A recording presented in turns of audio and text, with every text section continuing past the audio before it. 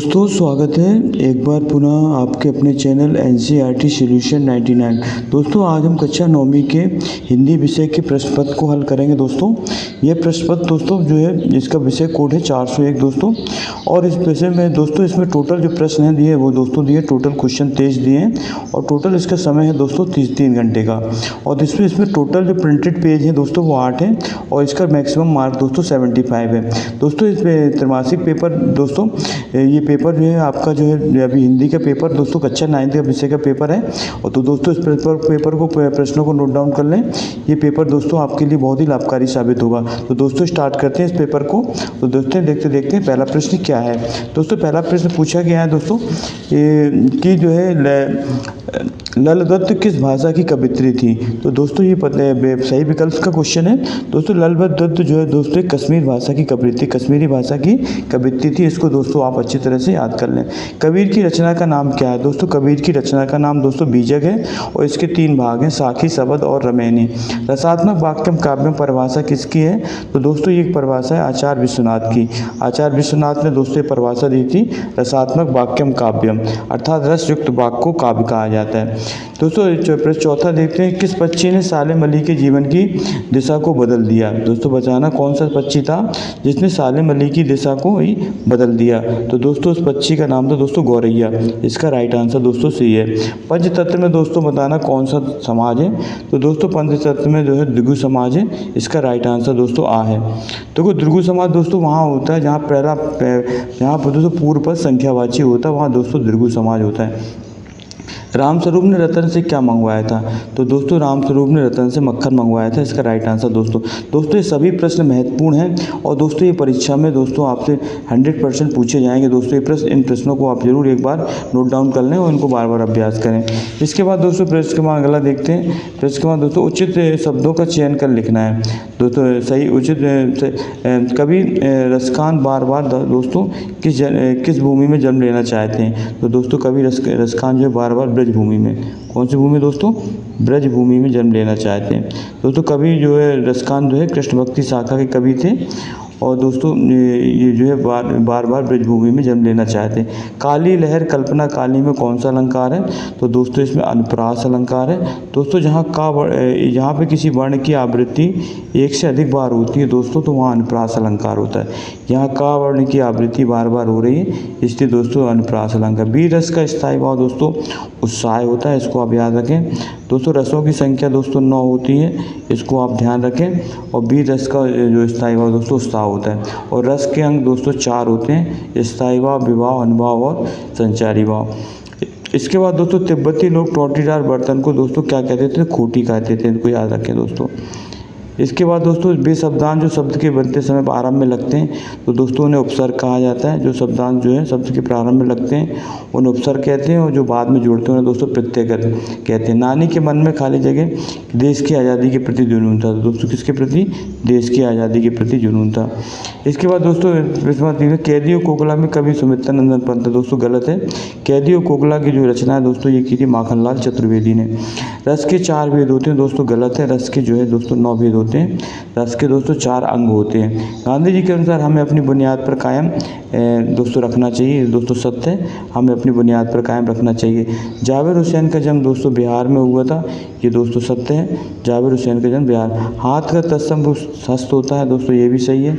विभीषिका से तात्पर्य भयंकरता से, तो दोस्तों ये भी सही है। इसके बाद दोस्तों सही जोड़ी का मिलान करना है। ग्रामश्री काव्य की शोभा बढ़ाने वाले तत्व भानु प्लस उदय भी तक। तो दोस्तों ग्रामश्री जो है इसके लेखक है दोस्तों सुमित्रा नंदन पंत। इसका दोस्तों पहले का ये है। काव्य की शोभा बढ़ाने वाले तत्व अलंकार है दोस्तों, दूसरे का राइट आंसर ये है।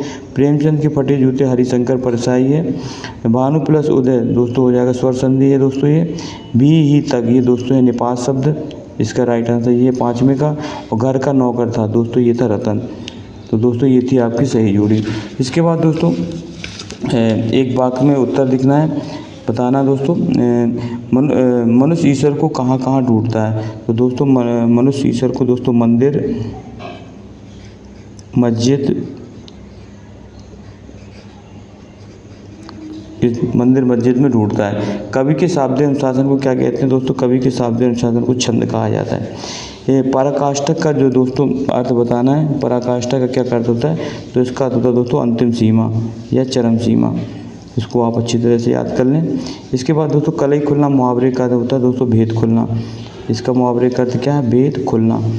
इसके बाद दोस्तों है रीढ़ की हड्डी का मुख्य पात्र कौन है? तो दोस्तों रीढ़ की हड्डी का मुख्य पात्र जो है उमा है। इसको भी आप याद रखेंगे दोस्तों। इसके बाद दोस्तों मेरे संग की औरतों में लेखिका के कुल कितने भाई बहन थे? तो दोस्तों जो 5 बहन थी, 5 बहन और दोस्तों 1 भाई। इसको आप याद रखें, 5 बहनें दोस्तों। इसके बाद है छायावाद के 4 स्तंभ कौन कौन से हैं? तो छायावाद के 4 स्तंभ दोस्तों जयशंकर प्रसाद, सूर्यकांत त्रिपाठी, निराला, सुमित्रा नंदन पंत और महादेवी वर्मा। भक्ति काल में दोस्तों की 2 विशेषताएं बताएं दोस्तों। भक्ति काल को हिंदी साहित्य का स्वर्ण युग कहा जाता है। भक्ति काल में दोस्तों दो धाराएं, सगुण भक्ति धारा और निर्गुण धारा। सगुण में दोस्तों ईश्वर के साकार रूप की आराधना की जाती है, निर्गुण में ईश्वर के निराकरण। इसमें दोस्तों कबीर और सुमित्रानंद पंत के भाव सौंदर्य की विवेचना करना। कबीर रस खान दोस्तों को ब्रज के वन बाग तालाब को निहारने के पीछे क्या कारण था? तो दोस्तों उनका निहारने के पीछे कारण था कृष्ण के प्रति अटूट प्रेम और दोस्तों उनके प्रति अनन्य भक्ति। इस वजह से दोस्तों वो जो है तालाब को निहारते थे दोस्तों।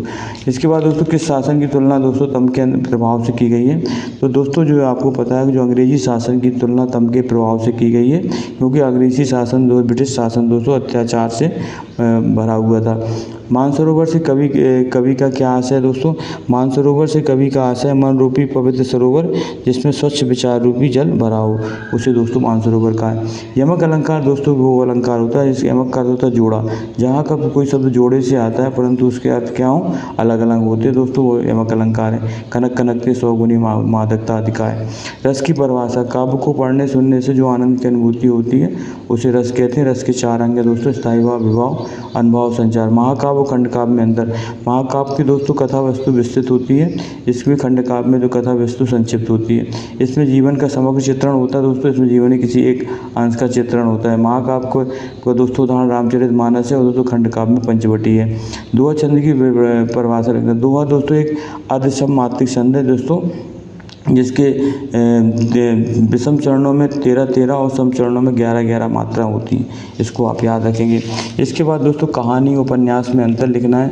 कहानी दोस्तों एक बैठक में पढ़ी जा सकती है और दोस्तों एकांकी में 1 अंक होता है। कहानी दोस्तों जो है कहानी में रोचकता होती है दोस्तों, एकांकी में रोचकता नहीं होती। प्रेमचंद और श्यामाचरण दुबे का साहित्यिक परिचय दोस्तों देख लेना। प्रेमचंद का बहुत IMP है, ये परीक्षा में आने की संभावना है। प्रेमचंद के फटे जूते आधार पर प्रेमचंद की व्यक्तित्व की विशेषताएं लिखना है। और भोक्तावादी संस्कृति समाज के लिए चुनौती है। तिब्बत के लोग क्या लेकर घूमते थे? साले मली पक्षी प्रेमी कैसे बने? निम्नलिखित 2 पर्यायवाची लिखना दोस्तों, आकाश और रात। आकाश का दोस्तों नभ, अंबर, गगन, रात्रि का निशा और रात्रि।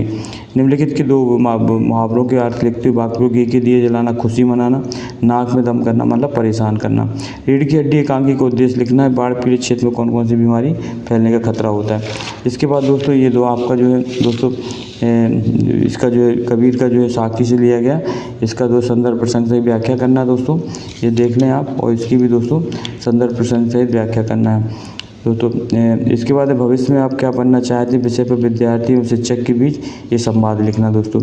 कृष्णा दुग्ध डेयरी पर एक विज्ञापन तैयार करना है। और दोस्तों ने एक अपठित काव्यांश दिया है, इसका पढ़ करके दोस्तों आपके इसके प्रश्न उत्तर की उत्तर देना है। इसके बाद इसका दोस्तों एक अथवा में दिया है, इसका भी दोस्तों आपको पढ़कर गद्यांश को इसका शीर्षक और इसकी जो है प्रश्न उत्तर की व्याख्या करना है। इसके बाद दोस्तों आपका जो है स्थानांतरण प्रमाण पत्र बनाने के लिए अपने विद्यालय के प्रचार को एक आवेदन पत्र लिखना है। और अपनी वार्षिक परीक्षा की तैयारी से अवगत कराते हुए अपने पिता को एक पत्र लिखना है। इसके बाद दोस्तों एक विषय पर दोस्तों रूपरेखा सहित सारगर्भित निबंध लिखना है। पर्यावरण प्रदूषण, मेरी प्रिय पुस्तक, जीवन में खेलों का महत्व, जल संरक्षण और विद्यार्थी अनुशासन। तो दोस्तों आप जीवन में खेलों का महत्व इसको जरूर तैयार कर लीजिए। तो दोस्तों ये था पेपर आई होप यू दोस्तों आपको पेपर पसंद आएगा और इससे दोस्तों आपको बहुत से प्रश्न हूबहू मिलेंगे। दोस्तों ये पुराने पेपर जो हल करने से दोस्तों इसका एक मेन मकसद होता है दोस्तों कि आपका आत्मविश्वास बढ़ता है दोस्तों। परीक्षा में दोस्तों आपको जो मानसिक दबाव रहता है दोस्तों, उससे आपको दोस्तों मुक्ति मिलती है। तो दोस्तों आई होप यू आपको पेपर पसंद आएगा। दोस्तों अगर आपने हमारे चैनल को सब्सक्राइब नहीं किया है तो आपसे विनम्र निवेदन है कि आप हमारे चैनल को सब्सक्राइब कर दें, लाइक कर दें और इस प्रश्नोत्तरी को अपने दोस्तों में शेयर कर दें। दोस्तों आपका दिन शुभ हो। जय हिंद, जय भारत, वंदे मातरम दोस्तों।